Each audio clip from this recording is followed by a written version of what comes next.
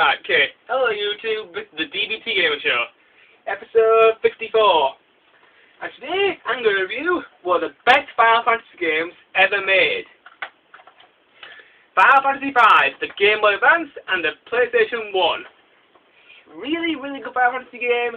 It's definitely one of my personal favourites out of the Final Fantasy series. So let's review it.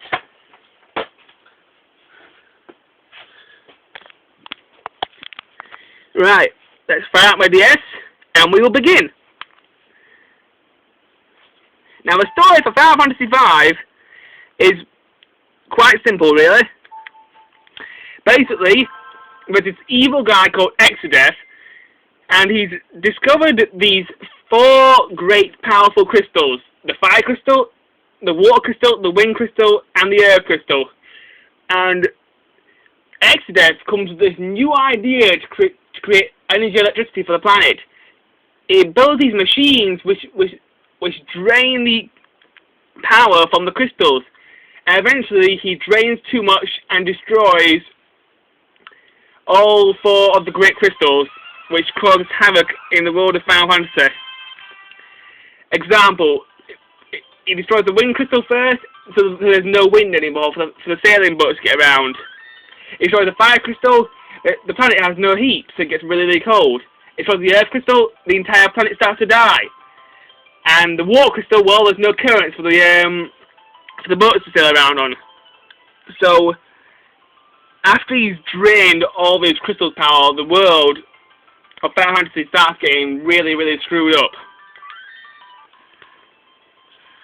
Another thing that happens in this game, which is also part of the story, one character does die, but he dies in the most spectacular fashion. The character known as Goth dies in one of the most spectacular fashions I've ever seen.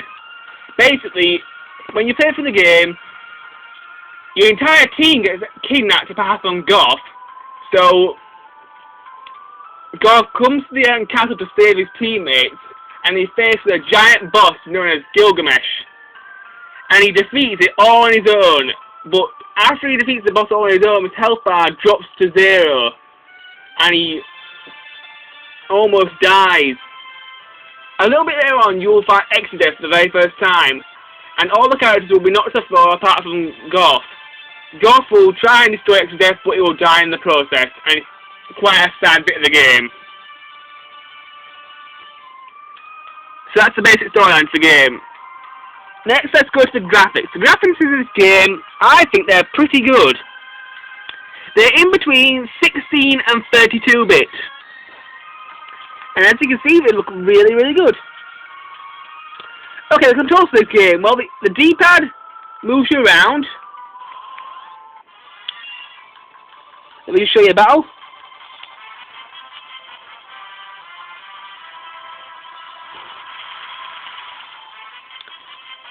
This wasn't... Come on.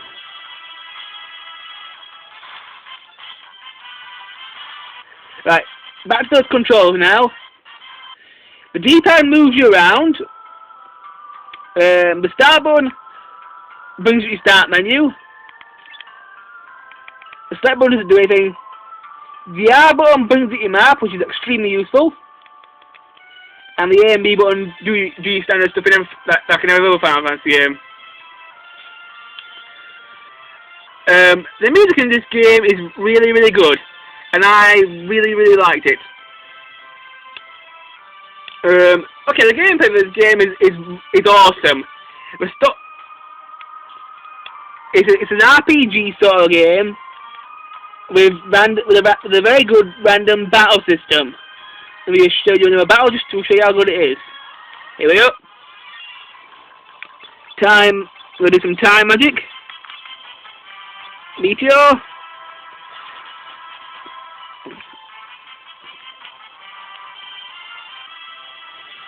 Most of the enemies look pretty good for the graphics that the Game Boy can do. This game was also released on the PS1, and the graphics look exactly the same on the PS1. Okay, good stuff about this game. Well, the gameplay is very, very good. It's really, really good. The cutscenes in this game are pretty good as well, although there aren't any voices, but the cutscenes are really well done. Right, well, the best thing about this game is definitely the job system. In this game, there are several jobs which you can teach certain characters. Let's have a look at them. There's a knight, a monk, a thief, a dragoon, a ninja, a samurai, a summoner, time mage, black mage, white mage. One of my favourites, the mystic knight, ranger, berserker, blue mage, red mage, beastmaster, chemist, growmaster, lord, mime, and the dancer. There are some other jobs, but you unlock those when you get into the secret dungeon, which I haven't found yet. So they're all the jobs in the game. Now, in this game, when you give your character a certain job, example, let's say I give my character the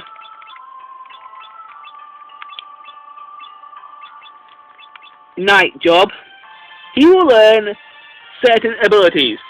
Now, the way you learn abilities is very simple. Basically, you go into a battle and you earn ability points. These ability points will total up, and eventually, when you earn enough ability points, you earn new ability. These abilities could be as follows. They may be abilities like Gar, which helps you absorb physical attacks.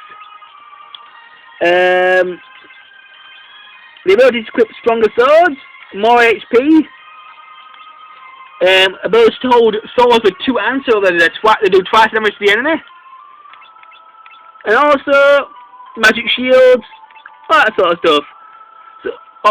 So you'll learn some really, really good abilities in this game, depending on which job you pick for your character.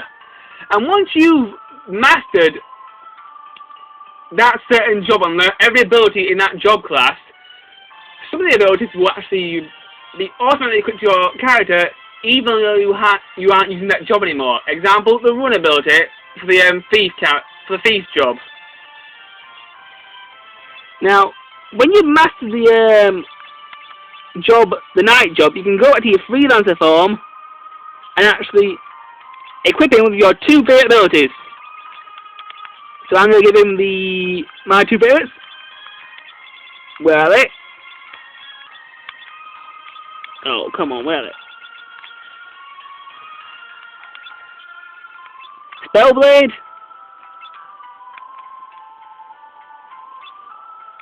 Oh, cool.